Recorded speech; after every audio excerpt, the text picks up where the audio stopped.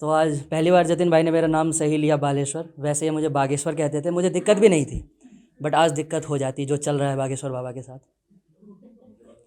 तो मेरा मानना है ना कि जीतो जी इस जीवन में इंसान को एक ना एक बार ना बॉयज़ हॉस्टल में रहना चाहिए। आप में से है कोई जो बॉयज़ हॉस्टल में रहा है?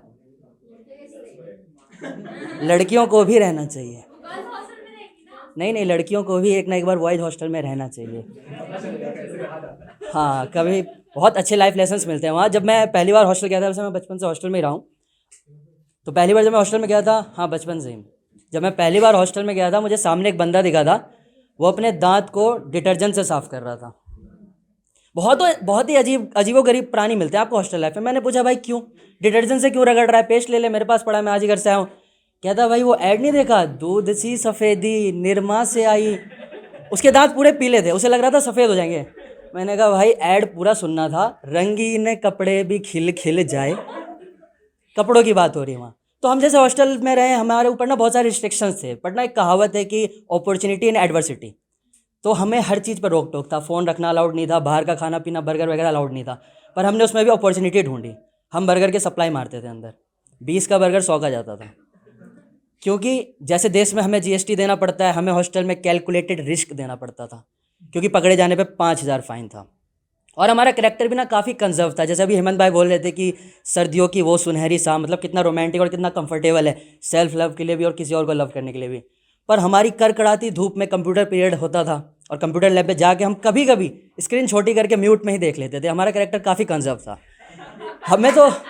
हमें तो बाहर आके पता चला कि मियाँ दीदी कितनी बड़ी है, और जॉनी भैया का तो छोटे स्क्रीन पे हमसे भी छोटा लगता था।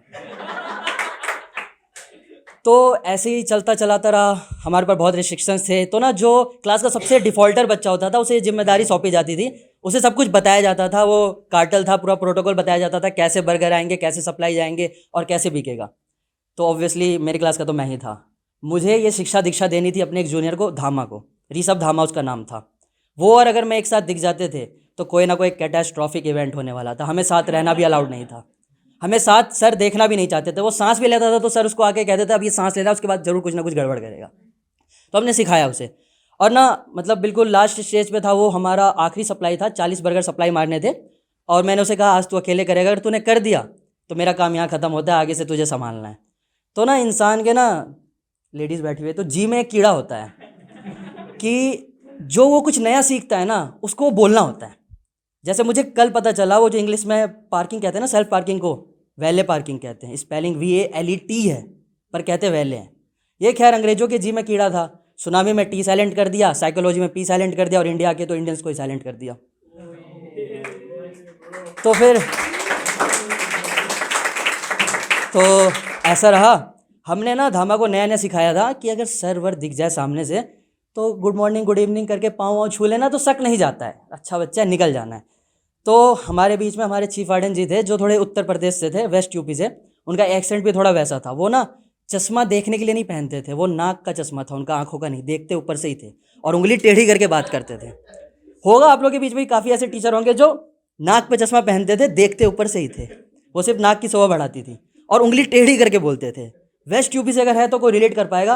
वो बोलते ऐसे थे, यू तो पक्का नीच है, यू गड़बड़ी में पाओगा।